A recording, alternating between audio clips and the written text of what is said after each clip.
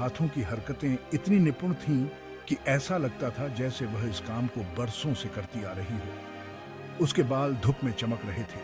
जैसे ही सूरज की किरणें उसके बालों पर पड़ीं, वे सोने की तरह चमक उठे। उसकी हरकतों में एक अजीब सी कशिश थी जो किसी को भी अपनी ओर खींच सकती थी। उसकी हरी आंखें उसकी आंखों से मिली। उन आंखों में एक गहराई थी, एक रहस्य जो किसी को भी मंत्रमुग्ध कर सकता था।